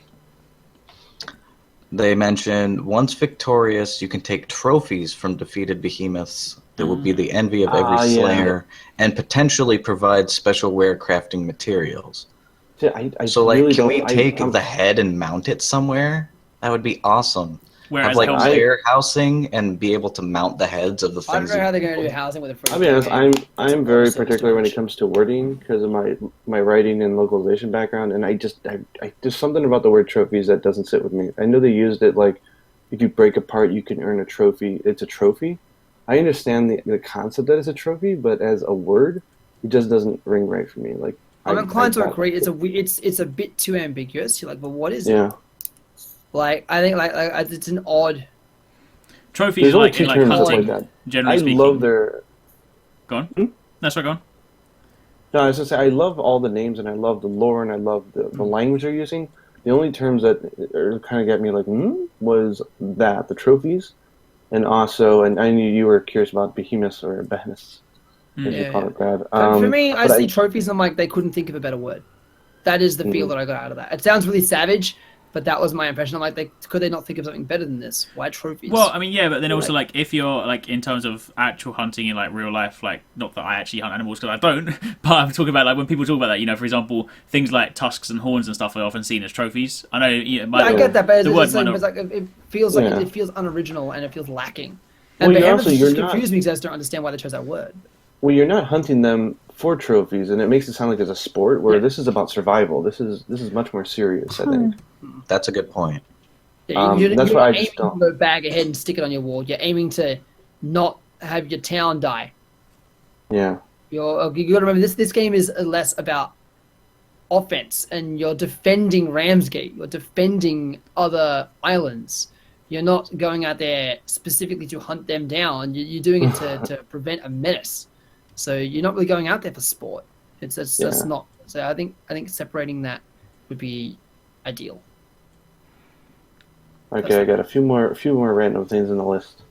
And then The other we'll one go is to the they last confirmed there is going to be day and nights, but not transitions during. Once you start a quest, That's it's it, either yeah. day or it's night. Cool. I hope I like the idea of night quest because if you look at the trailer, the idea that because everything is so colorful in this game, which I think we have to mention. I mean, there's way too many games these days that are not colorful. This uses a nice palette, I think, in general. People Definitely. love to do. I call it the Gears of War filter. Yeah, the brown People filter, love the right? Gears of War filter. Yeah. But like with the whole ether energy being like really glowing, can you imagine these like glow in the dark battles against these monsters in the deep woods? That'd be Well, cool. imagine a monster that's like got like That'd be massive like insane. neon effects or like glows and stuff. How sick that? Look, the lighting in this game already looks really cool. How Yeah, sick would because that look be? at the trailer, like the concepts they have with some of the lighting is just crazy. I think it'd be sweet. So day and night, I'm excited for that because I think nights could be potentially more than just an aesthetic thing. I think they could actually make the game harder. Yeah. It'd be That'd cool be if sweet. certain monsters acted differently depending on the weather as well. Even factoring in like we know there's a day-night cycle. Is there going to be a rain-no-rain cycle? Will monsters work differently? If there's a monster that turns invisible, are they disadvantaged in the rain because you can see the rain on them, for example? Yeah, that's that'd be good really questions. cool. That might be a bit too much for the base package, but it's certainly something worth considering. Not to How- mention how- rain's also a pain for like making things accessible on multiple consoles, but you know what I mean. Yeah. Another random thing here was they said that there wouldn't be like they're saying that something like hunger, where I guess they're hinting at something like stamina, but not really. But like any game system that is just a pain in the ass you have to maintain, they said probably won't make the cut, which is good. Fair. They I have like that in that. their head. If it's difficult, just get rid of it. Like if it's not This- working. Yeah, I mean, just trash it. hunger is a mechanic more so for survival games. Like obviously it makes sense in things like Daisy and things like that. But in a game like this, you don't really your main focus is staying alive, dealing with the monster. If you then grab like, oh no, I'm hungry, my health is going down, kind of thing. It's like That doesn't probably- make sense. Yeah, no. in Monster Hunter, it's just like I'm exhausted. I need to eat something because that's just what hunters do yeah. to no longer be exhausted. There's still so much we don't know about the way how the game is played. Because I mean, all they did was just reveal the game. They haven't talked about much about anything. One of the most Like the interesting gameplay. things, one of the most interesting things, I mean, to that point is because obviously when they developers always do this when they first show off their game, they show nice HUD-less screenshots. The interesting thing Yeah, to be strip will off be, the HUD. how will the HUD be? I mean, for example, do we know that monsters don't have life bars? Do we know that for a fact, or do we? Is Nope, there? we I mean, don't yeah. know. So exactly. So it could end up being like. I mean, this. I like the hunting aspect in Monster Hunter. I like not having life bar, but at the same time, in like one of the other comparisons they've made for the game is like Dark Souls. Obviously, a life bar in that respect does work well. Yeah. I feel like in this game, I would prefer it's not there. But yeah, I feel like also they need to have a very very slimline UI. You don't want to have like a clutter screen and stuff, Yeah. and you risk having I that think sometimes on regardless, free to play you need, PC you games. need, like, I even feel like Monster Hunter's one sometimes is a bit overbearing. Well, yeah, that's why I play with that HUD. Yeah, the UI. Yeah, is pretty nuts. you play with no HUD. That's right. You Yeah. play with the HUD That's off. crazy. In cinematic mode. Yeah. I think the game could do well with definitely having a nice, very minimalistic looking HUD. Yeah. With I mean, like, hopefully things they'll be only like on the screen if they need to be. yeah. Hopefully, at least one of the nice things about Have that. the option to fully disable it, of course, or disable any aspect of it. Yeah, well, that's the thing. One of the things about being a PC game, right, is a lot of the time you have control over the HUD. So even if there is stuff, you can normally turn things off or move things around. Yeah, So- exactly. Yeah, that'd be cool. Yeah, and all of the gameplay we've seen, it's been more of a cinematic view, not an actual player's view. That's Yeah. also true. They, Yeah. they said that the clips on the website were old.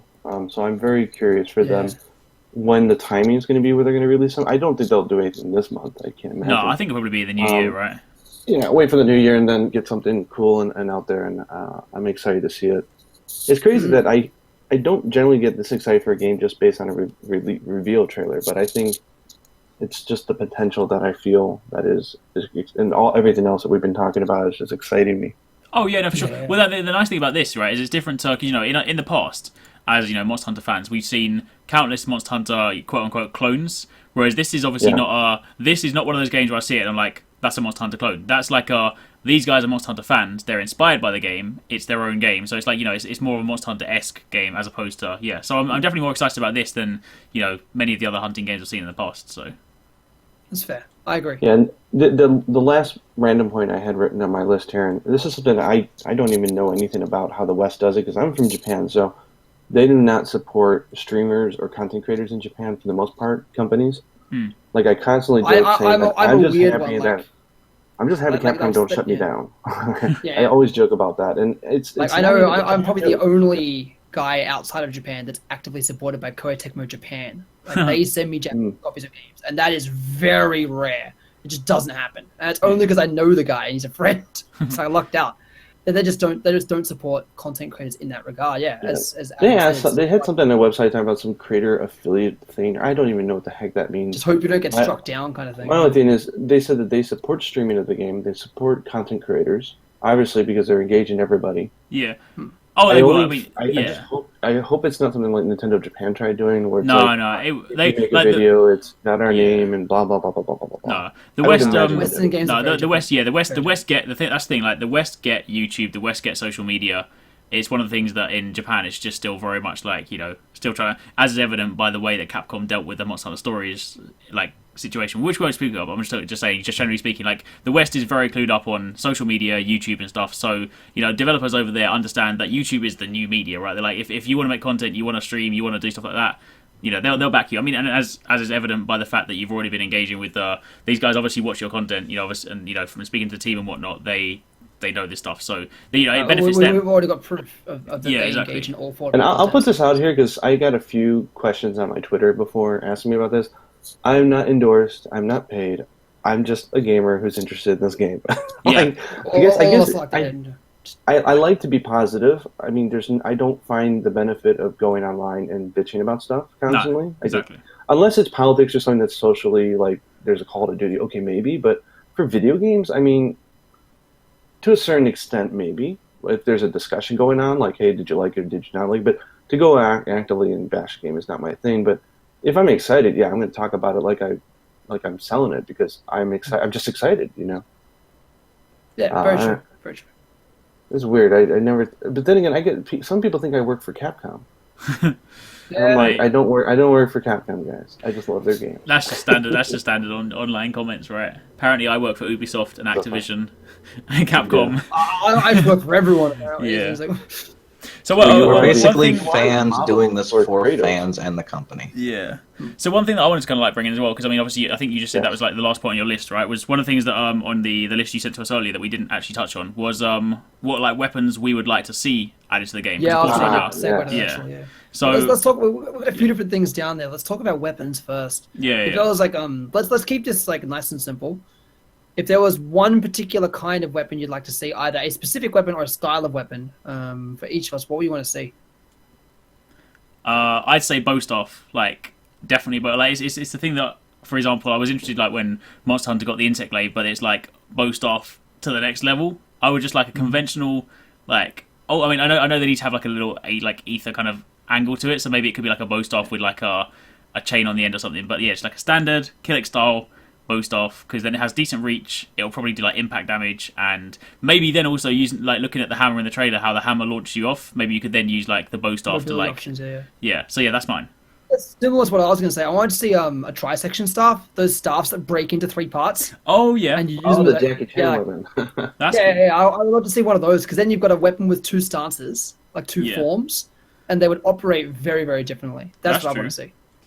I've been wanting that particular weapon for years in a hunting game. I'm never going to see it, but give me a tri-section staff, it'd be cool. I think I'd probably go with a fist weapon. Oh, I was going to joke and say fist, but for you. That would be cool. punch the hold on. monster Are we in the talking face. like Torkiden style gauntlets, like massive fist, or like really quick, like mobile, like I want to go in there. Iron Knuckles back in the 80s, man. Well, even the Awesome. gauntlets in Toykiden were pretty fast.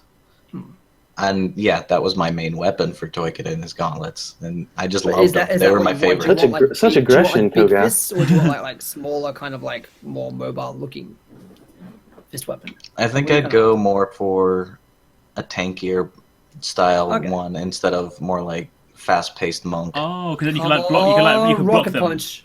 That could be really cool. Rock 'Cause- punch. yeah. But Kogath, how about boots, where you can stomp people to death? Just go full on, just knuckles and boots. You think? Just go Oh, full dear. on punches and kicks. That'd be hilarious. I think for me it has, and this has been my wish list for Monster Hunter forever, and they just won't put it. Well, they did sort of put it in. Is I like the idea of I'm not really too into super close combat, but I'm also not into range combat too much. So I sort of like the idea of a mid to close weapon, or a mid weapon that if you had to, you could fight close quarters as well. I always thought that a giant or a special like bladed boomerang would do it. Where you almost yeah. you were never like, I think it was Vampire Hunter D or something, like some old anime where it was like a boomerang that they threw, but they could also hold it and like use it like a double-edged sword almost. Kind of Oh, like how a the double-edged Nyanta, sword. has the boomerang. Yeah, but It I can mean also, like, yeah. and It can also be used like if you certain attack strings, he attacks him with the boomerang. yeah, you got like the ability to charge it up and then throw it. You can do some quick melee. I just think it'd be pretty sweet, and I would like to see like aerobatic stuff with it, like backflips and weird shit like that. Yeah, fair. That'd be kind of cool. That's my wish. Cool. But we need to get Maybe like the some stomping claws, boots like, for Kogath. something like claw weapons would be cool. Yeah, claws could go under punching. Yeah, That's true. it's just punching with weapons, right? knives, really. So,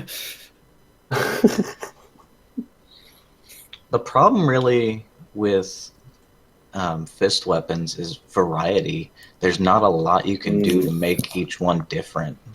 What you could do in this Very, in the form of very this game. long fingernails. You can do a weird variation aesthetically. With It's just big long- tanky ones, I make think it you in could. you can make it in this one where like you could have it so that the fist weapons from each of the different behemoths basically have like a portion, like a move that's unique to that monster. So for example, if you got like the fist weapon from like the Drask, maybe you can do like a Thunder Punch because it does that. Whereas if you got the fist weapon from maybe like the Ember Main, because it's like a fast monster with like a horn and it charges, maybe you have like a charge up punch where you can like fly forward like a kind of Falcon Punch, and maybe That'd be really cool. I mean, like yeah, weapon-specific moves. that would be really cool. I mean, it Very would be interesting. probably be a bit of an odd one because it would then make the other weapons feel a bit odd because if they have the same move style no matter what. But for the fists, yeah, that could be super cool because it'd be like you would then go and hunt a specific monster, not just because you want that looking weapon, but also because it has an attack that you can't get anywhere else. So that could be kind of cool. That would also encourage people to use more different weapons. Like, you use all the different fists because they've all got different cool attacks that you like. Like, where's my Shoryuken? I want that one. Yeah, So, exactly. How about a whip where you throw something to mark it and then your whip always goes to that spot that you marked and you just whip it to death? Like Well, Indiana Toykiden Jones. 2 has a whip, and it's actually considered a long-range weapon. yeah, it was massive range on it. The whip sword.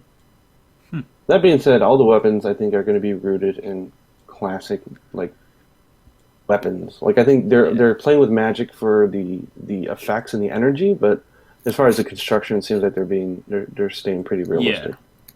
Yeah, I've never seen a hunting action game do like an actual magic weapon very well. Yeah, it's tough, right? Yeah, I agree. I was wondering, where's my hunting horn at? How's that gonna work? Boom, boom, boom, boom, boom, boom. Yeah, I know. They've mentioned there won't be any sort of classes, but when it comes to weapon types, hunting horn is a support type. Yep. Where are we going to have anything like that at all? Support I weapon. hope so. That's what I play. It's my jam. Would be interesting. All right. On that note, I think that's kind of all our topics, isn't it? Are we Yeah. going Yeah, to open we're up in a to good Q&A now? Or? No, yeah, let's do it. All right, cool. So at this point in the cast, we're going to open up to questions and answers. So if you have any questions for any of us in the chat about what we've talked about the game, if you have any speculation or comments you'd like to make, If you want to direct them at all of us, just say them in the chat. If you want to direct it at one particular person, put at then their name and direct it at them. And I guess I'll kind of moderate this portion of the section because it's on my Twitch channel, I suppose. But yeah, I know a few of you had comments about things you want to see, things maybe we didn't clarify correctly. Now's a great time to ask such things. We've got I'd say about 20 minutes left. Yeah. As a guesstimate until we wrap things up. So we've got a bit of time. There's about enough for some. Could answer a good 5 to 10 questions, depending, or 5-10 statements. I've probably got about 10 minutes myself, so that's just. Cool, there you go then. So make them quick. 10 minutes. But yeah, this game's gonna be fun. I hope we have a cool room. I'm sure we will. Where you have like a place where you sleep and you decorate and you decorate with all your trophies. Oh yeah. I don't know. I'd love to see a cool house. if you could invite your friend or at least take screenshots and share them or put them on your profile card or something. Yeah. That'd be super cool. We talked about what monsters we'd like to see earlier, so watch the VOD for that one, and you'll definitely find out what monsters we want to see. A question from Nipper here. There's been a lot of comments about the inspirations from Monster Hunter. What inspirations do you hope come from WoW or other MMOs, which the devs have also mentioned? That's a good one. We've been talking about Monster Hunter inspirations a lot, but what kind of like MMO inspirations do we want to see? Do any of you guys want to see? I haven't played MMO, so I'll leave that to you guys. I mean, we spoke about the kind of like Guild Wars / Monster Hunter Online cosmetic thing. Like that's a really cool thing. That's something we know that works. Something that we know that kind of taps into the whole free to play thing. That would be super cool. I think in-game support for guilds would be really cool. Yeah, that would be very because it just suits this sort of game. Also, one of the other things, like we don't know how big the environments are, but maybe the scope to have some sort of. I mean, I spoke briefly earlier about kind of like methods for moving around, like the hammer surf, for example. But what if there are actually like mounts you can have in game? Because you have a game like I know it doesn't make sense when you're actually fighting, but you look at something like, again, not an MMO, it's a MOBA, but you look at Hearthstone. No, sorry, is it Hearthstone? No, sorry, not Hearthstone. Heroes of the Storm. Heroes of the Storm. That's the one.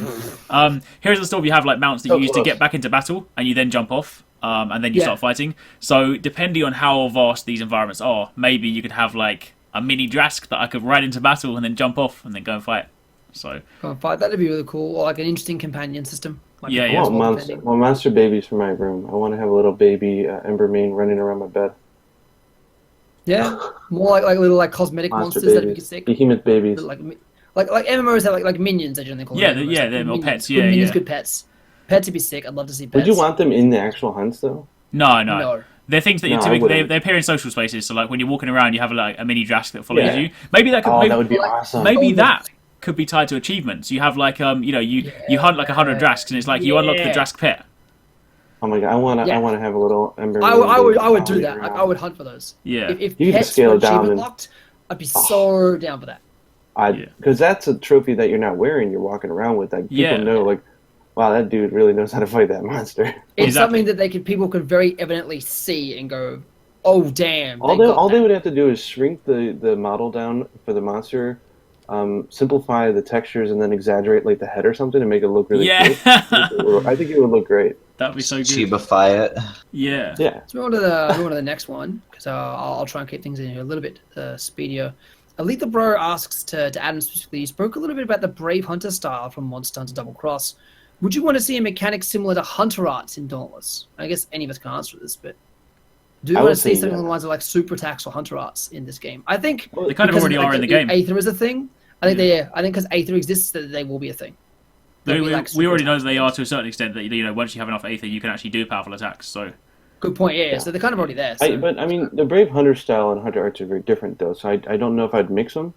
However, I would say that the fact that they're drawing on aggression in this game, both with the title and everything that we've seen so far, I would love to see some type of reward system for perfect evades. Instead of, for example, let's say the Drast shoots a lightning at you, right? And we already know that they're going for pixel perfect gameplay, as they call it.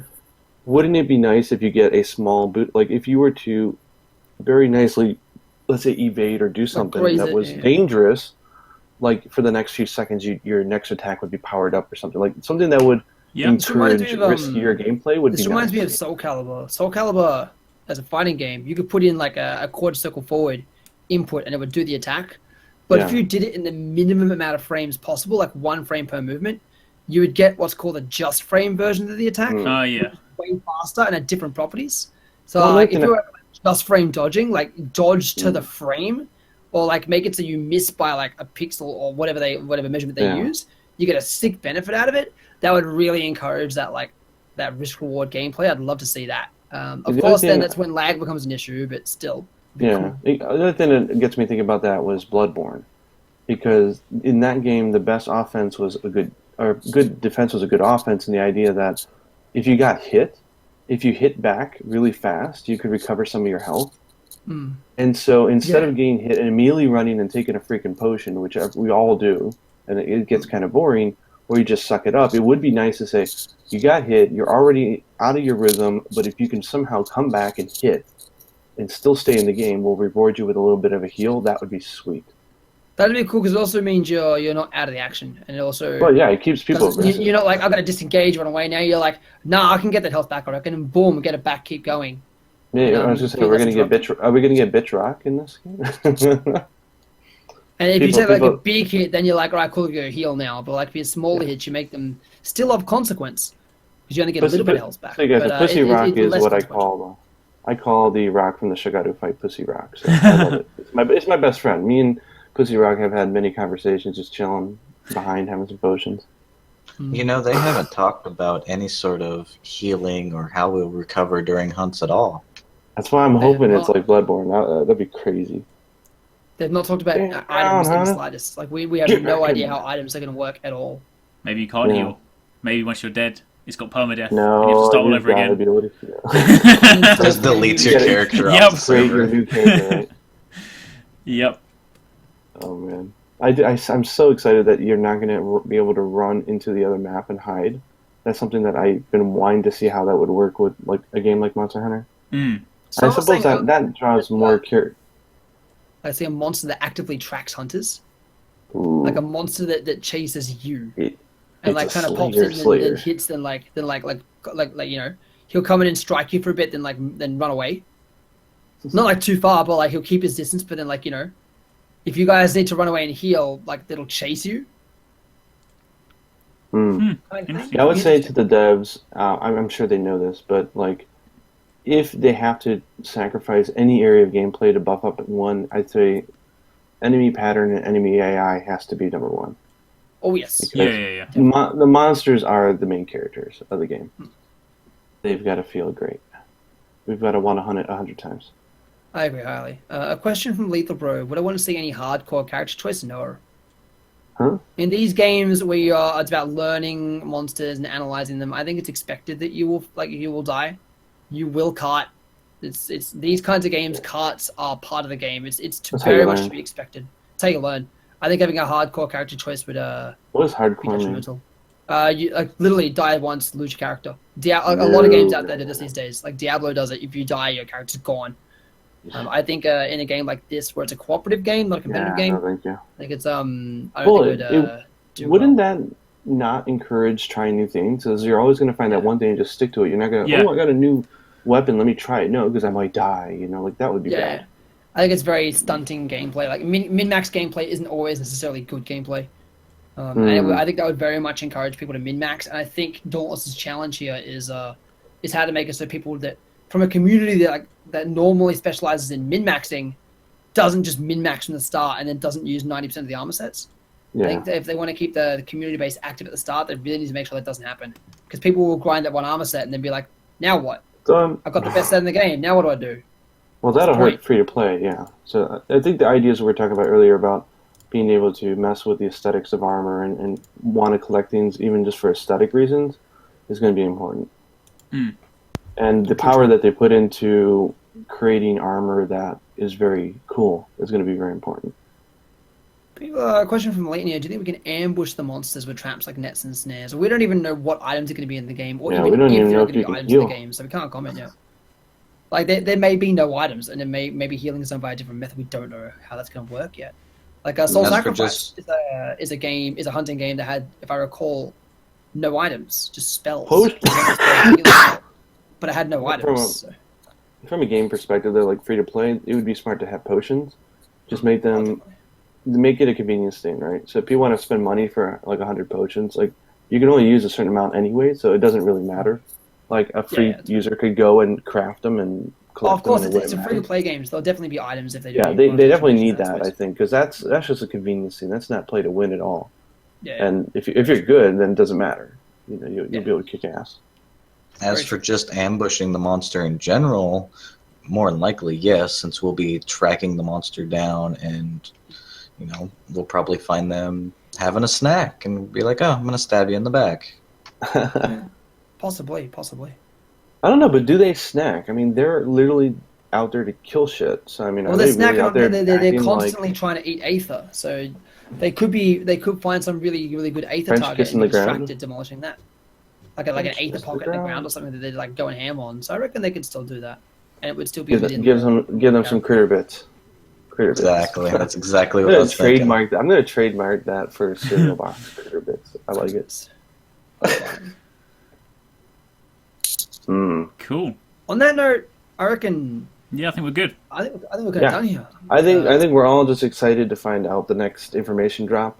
But Yep. I'm happy Yeah. we're all And a talking date on that about it though, alpha, because a date it's on that on alpha. my radar, and I think it's I think cool this is that something that us as a community of people, like the Pookie Platoon, is going to do, probably kind of ongoing. I'd say, as they release new information, as they release new stuff, we'll all get together. We'll all do our own YouTube content. I'll be putting one on Twitch uploads and things like that, about what we've seen and what's come out and what we can kind of, I guess, acquire from it. I'll still be in the Discord pretty frequently, and as I said, the Discord's a good way to find out new information, like the iframes on rolls, which has not been told anywhere else yet. So if you guys do want to learn more about Dauntless, play Dauntless.com. Dauntless is a subreddit. They have a community Discord you can join. They have a forum on their own website you can join. You need to sign up. I think they're going to have an official wiki when the game's out. Nice. Yeah, they have an official wiki when the game come out. If you want to sign up for the beta, you can now at the website, which will also get you access to the forums as well. So I recommend that highly. You Any can final reserve your thoughts name. before we, from all of us? I guess a closing statement from all of us before we wrap things up for the evening. Get At me this the point, alpha. we're just really excited to learn more about the game. It's just kind of a waiting game on Yeah, when are exactly. we going to get the next big info drop? When are we going to start seeing some, alpha footage? Since what we have right now is already outdated. It's just a big question of what's next. Very true. For me, Alex, I'm just going to closing end with. statements? Go for it, Alan. Go ahead, Adam. Go Okay, ahead, you're so I was gonna say, like, my thing is that I see some people are like, oh well, it's not gonna be as good as Monster Hunter. I don't care actually. I would love two games that I can play religiously. So I'm just excited to learn more, and I'm really digging the lore so far. So I'm interested to see some new blog posts. Maybe some gameplay footage may not be for a while, but I'd love to learn a little bit more about the world they're crafting, because that's going to fuel a lot of discussions and fan art, and I think people getting excited about that. But yeah, I'm hyped. Consider me on the bandwagon for now, for sure. Oh, yes. Alex, final thoughts? I think it's kind of all been covered, really, to be honest. Just, more so just more information, more gameplay, more information, and more dates. Dates on release dates on alpha, dates on just general communication. I mean, obviously, they've only just announced the game, but it'd be good to kind of they've obviously been very active on Twitter anyway. But just kind of continuing that conversation, and hopefully they can kind of if they can maintain that same level of communication with their community, then it's gonna be good. I think my closing statement is we've talked about a lot here, and it's obviously we're all as a community very excited.